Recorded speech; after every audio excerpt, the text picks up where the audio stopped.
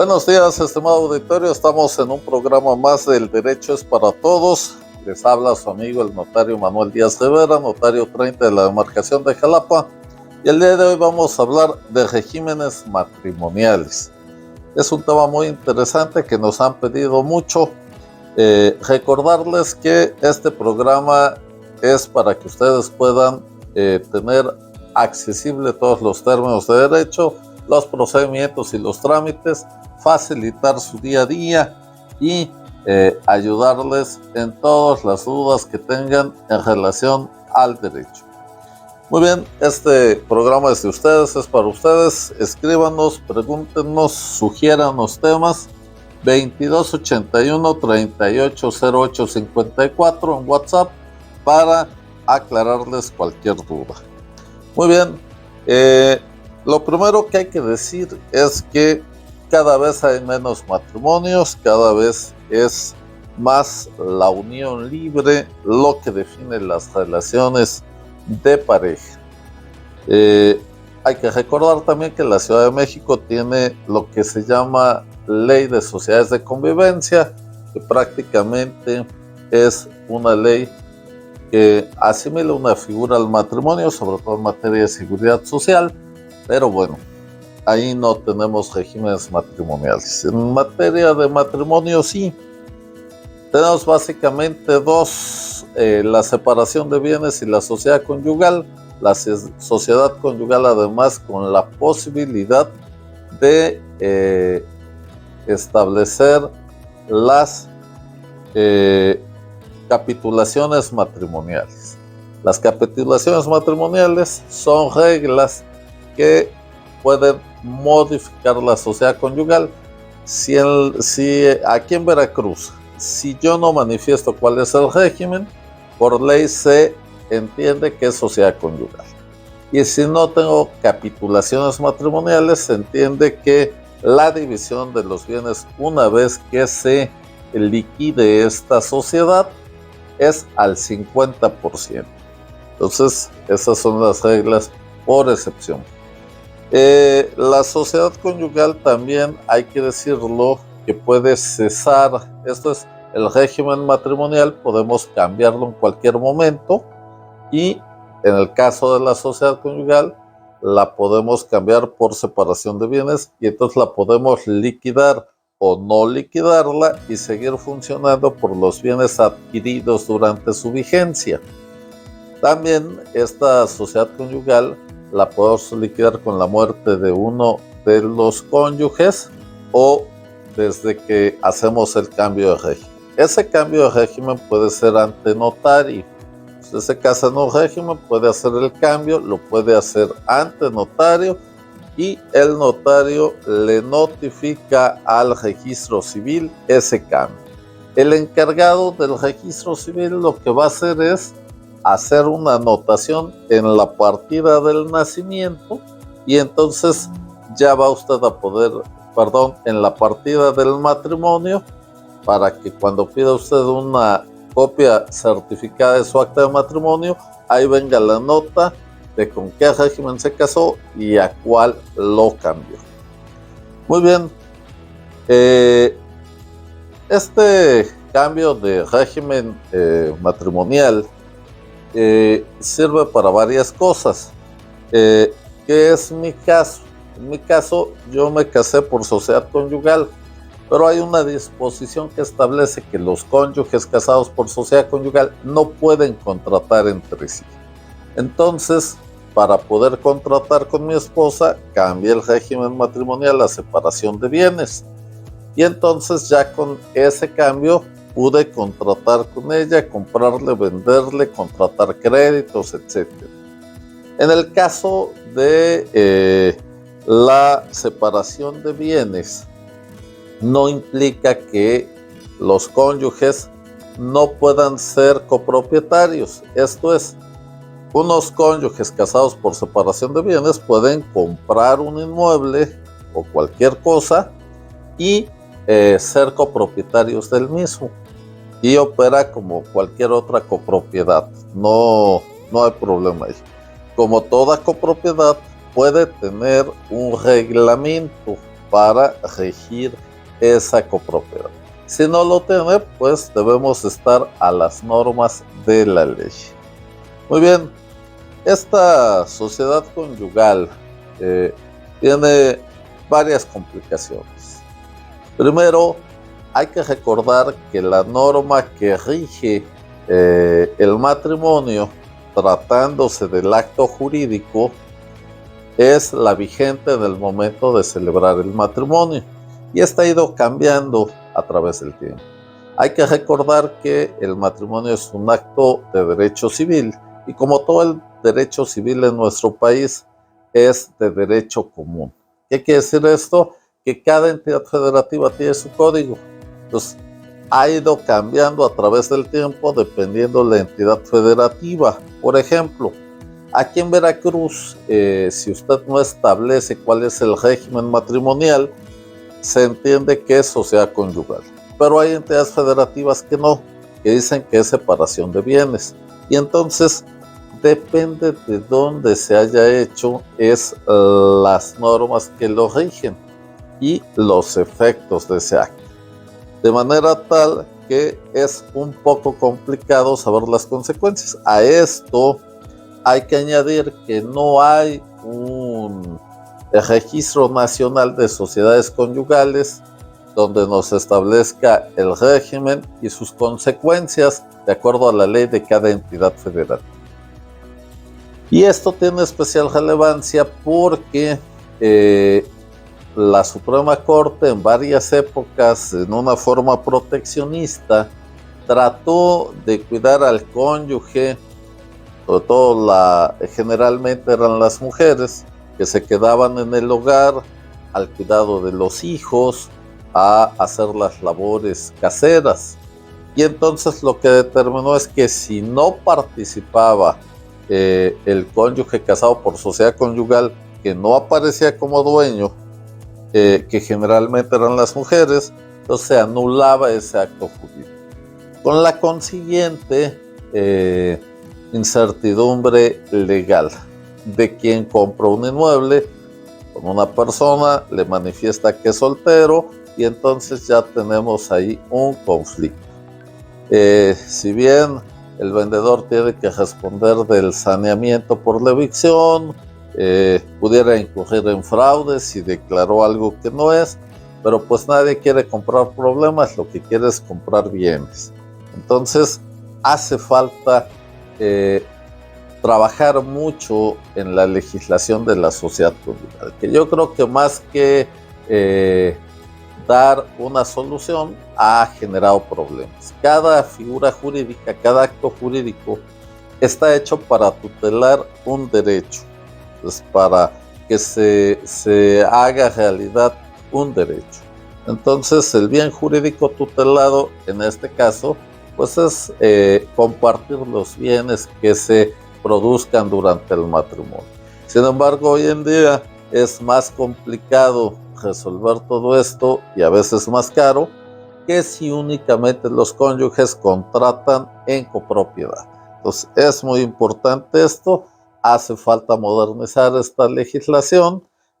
Vamos a ver también dos casos interesantes, las donaciones antenupciales y las donaciones entre consortes.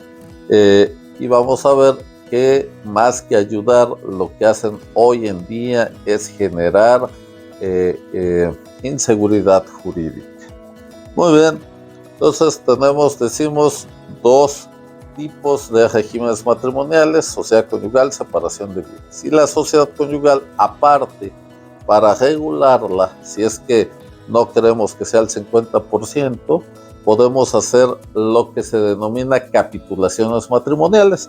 Puede hacerse desde el inicio, puede hacerse una vez iniciada la sociedad conyugal, etc. Entonces, estas capitulaciones matrimoniales lo que pueden hacer es modificarnos, sobre todo si entran o no inmuebles, qué inmuebles entran en la sociedad conyugal y cómo se van a repartir, bajo qué porcentajes. Ya dijimos que si la ley que si no tenemos capitulaciones matrimoniales, va a ser al 50%.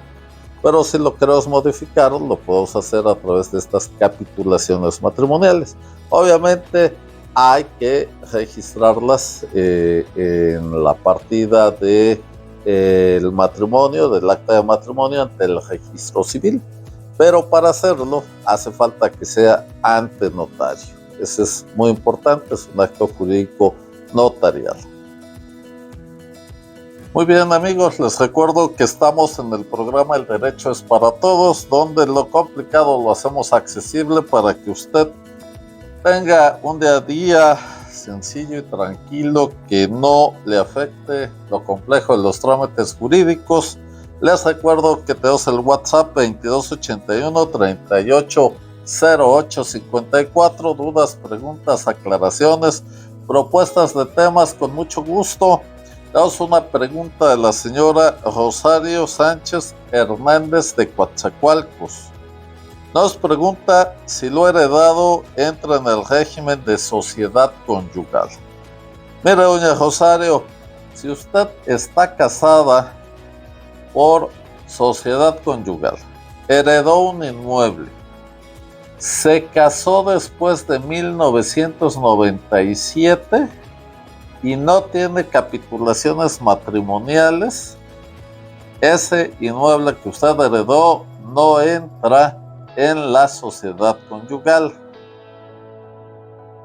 Tampoco entra lo que haya recibido por donación o legado. Recuerde usted que lo legado son herencias a título específico.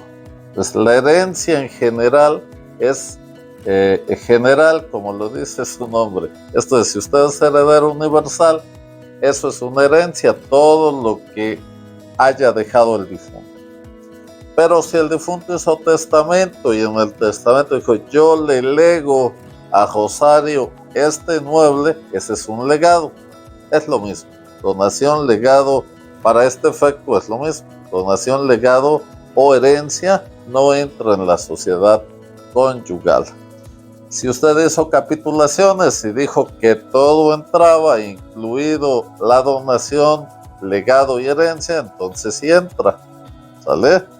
Si está casada por separación de bienes, pues no entra, desde luego, porque no hay sociedad conyugal. Ok. Espero haberle contestado, doña Rosario. Si no, con toda confianza, hágamelo saber. Entonces les recuerdo, estimado auditorio, estamos hablando de los regímenes matrimoniales. Ya dijimos que hay dos: sociedad conyugal, separación de bienes, y la sociedad conyugal puede tener capitulaciones matrimoniales, donde se modifique los términos generales de la sociedad conyugal. Los términos generales es que todo se divide al 50%. Ahora bien, la sociedad conyugal no da lugar a la copropiedad. La sociedad conyugal es un régimen matrimonial que permite a los cónyuges casados bajo este régimen tener un derecho personal, no real.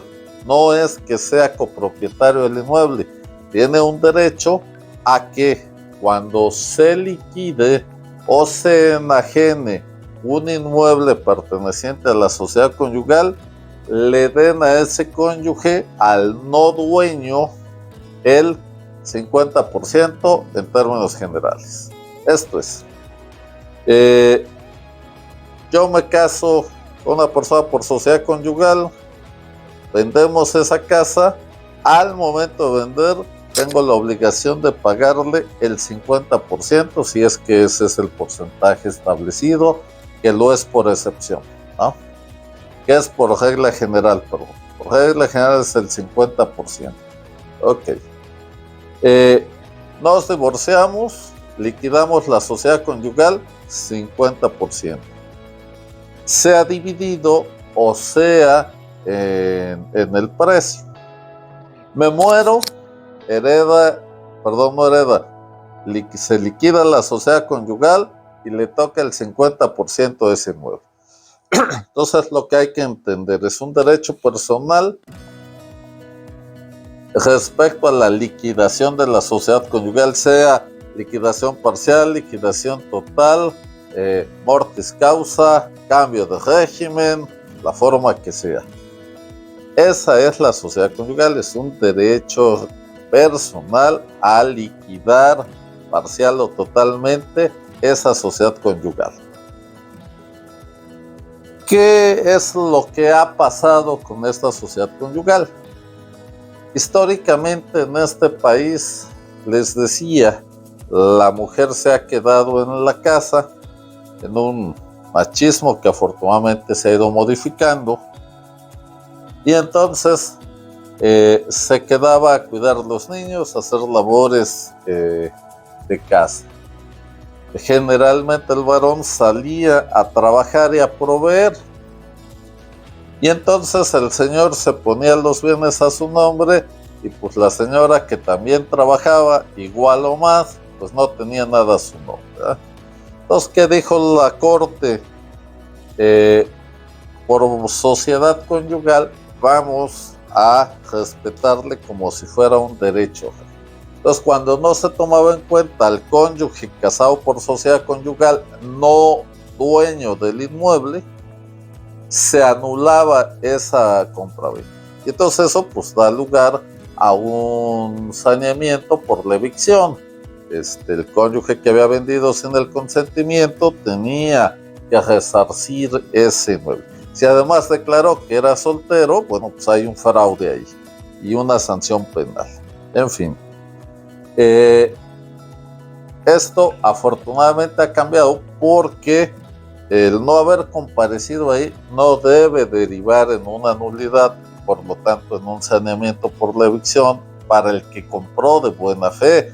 ¿Por qué? Porque no hay manera de saber cómo está casado, si no está casado, etc. Porque los registros civiles no tienen actualizada esa información, y porque pues yo puedo cambiarme el régimen hoy y vender ayer, y eso no lo puedo saber. No hay un sistema de avisos preventivos como sí lo hay en el registro público de la propiedad.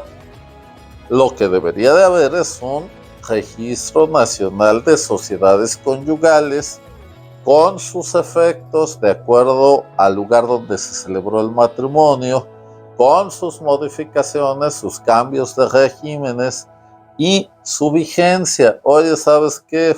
Fulano de tal murió, casado por sociedad conyugal, ok, su sociedad conyugal va del 1 de enero de 1997 al 1 de enero de 2023. Entonces ya sé que yo, cuando voy a contratar con alguien, checo si está casado de acuerdo a este registro y reviso bajo qué régimen, y reviso la vigencia del régimen y todo lo que ustedes quieran saber sobre eso. Hoy no existe en este país, y eso lo que genera es inseguridad jurídica. Pero bueno, ojalá algún día las autoridades se interesen en este registro y se pueda tener para tener seguridad jurídica. ¿Qué pasa con los matrimonios celebrados en el extranjero? Hay que atender a las reglas del lugar donde se celebró el divorcio. Por ejemplo, todos los divorcios en los Estados Unidos de América se entienden realizados por sociedad conyugal. Allá existen acuerdos prematrimoniales. Si hay un acuerdo prematrimonial, o sea, antes de casarse deben de hacer sus acuerdos si quieren que los bienes no pertenezcan a la sociedad conyugal. Si no se hacen esos acuerdos prematrimoniales, entonces todos los bienes que se adquieran forman parte de la sociedad conyugal, bajo algunas reglas especiales, pero por lo general es así. Pero vamos a pensar que alguien se casa en Singapur. Pues no sé yo en este momento qué pasa con Singapur, pero hay que investigarlo, y bajo las reglas vigentes en Singapur, a eso debemos estar. ¿Por qué? Porque puede ser que ese matrimonio adquiera bienes en México, en el estado de Veracruz, y entonces pues tengamos que liquidar esa sociedad conyugal y no vamos a saber bajo qué reglas. Pero eso es lo importante, hay que saber qué pasa con esa sociedad conyugal celebrada en Singapur, sus efectos allá, para que sepamos cómo liquidar aquí. Pero bueno, es un caso de laboratorio, pero ahí está, esa es la regla general. Muy bien. ¿Qué pasa con las donaciones antenupciales? Miren ustedes. Antes, o en algunas culturas, está todavía, pero antes más el tema de la dote. Esa dote, digamos, tenía que darle el novio o la novia, dependiendo la cultura. Aquí en México no existe eso como tal, pero sí existen las donaciones antenupciales. ¿Qué pasa si yo le dono a una persona un inmueble en razón del futuro matrimonio o un anillo de compromiso que a veces valen más que un inmueble? Y ese matrimonio no se lleva a cabo. Entonces, aquí lo importante es que haya un documento, el caso de un inmueble, necesariamente una escritura, donde se manifieste el motivo determinante de la voluntad de las partes, como ya lo hemos mencionado en otros programas, y conste fehacientemente. Y si ese motivo determinante no se lleva a cabo, entonces da lugar a la rescisión. Podemos demandar la rescisión y echar para atrás ese acto jurídico. Pero como todo acto jurídico, hay que declarar ese motivo determinante. Muy bien. No tiene mayor tema las donaciones antenupciales.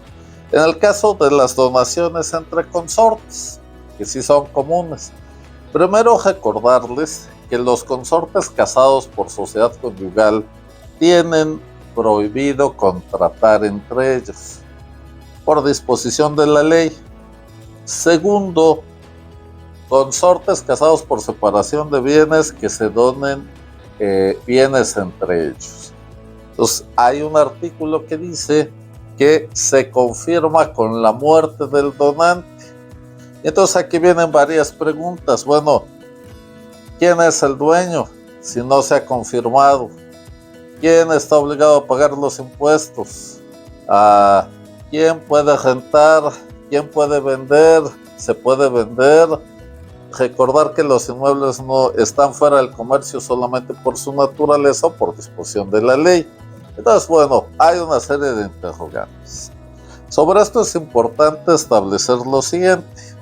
Ahorita les voy a hacer un resumen y una apreciación, pero lo importante de esto es, primero, que, y esto lo ha dicho la Corte, que sí se entiende realizada la donación. Esto es, el dueño es el donatario.